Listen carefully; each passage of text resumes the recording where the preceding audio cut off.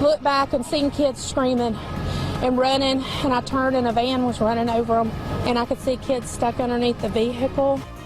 Shocked witnesses recount moments of tragedy at a Mardi Gras parade. An SUV plowed into a high school marching band getting ready to perform. There were 12 students injured, 3 of them in critical but stable condition tonight. The SUV had landed on several of those students. This all happening in Gulf Shores, Alabama.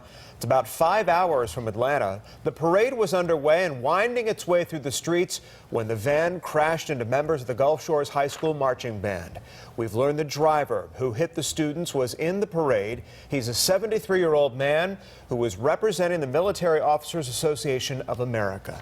Fox 5's Deidre Dukes joins us now here in the studio. She's followed the story since it broke. Deidre, you just got an update from the chief of police. That's right. Police telling us that the vehicle that plowed into the students was staged behind the band when something went terribly wrong. That SUV accelerated, striking the children, sending 12 to the hospital.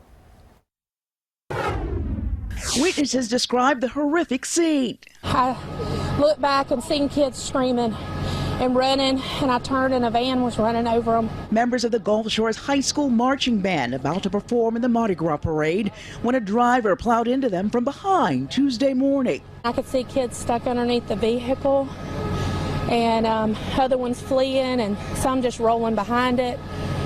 People's running out of the parade trying to help pull the kids out from underneath. The crash injured a dozen students, 4 critically.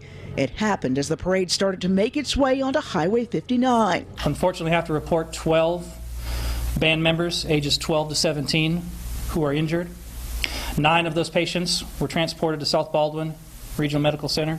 2 of the patients went to Sacred Heart in Pensacola, Florida, and 1 patient was transported to Baptist Hospital in Pensacola.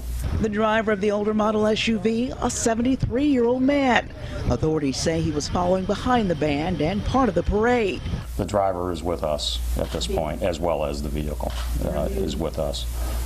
He's being interviewed, and he's voluntarily undergoing some testing. Local traffic investigators and Alabama state troopers will reconstruct the incident, but early in the investigation they don't suspect foul play or believe the driver was under the influence. Every indication is that it was not involving drugs or alcohol, nor is there any indication that this was an intentional act. Every indication is that it was just a tragic accident. And late this afternoon, we learned of the 12 injured. 3 of those children are now listed in critical condition. Police have asked anyone with a copy of the video of the incident to contact them so they can review that footage. And investigators are talking to witnesses as well as the driver, going over the vehicle itself to see if there was some sort of mechanical error. We're told it may be several weeks before they'll know the cause of the crash and be able to say whether the driver will face charges, Tom. Still so hard to believe. Deidre, thanks.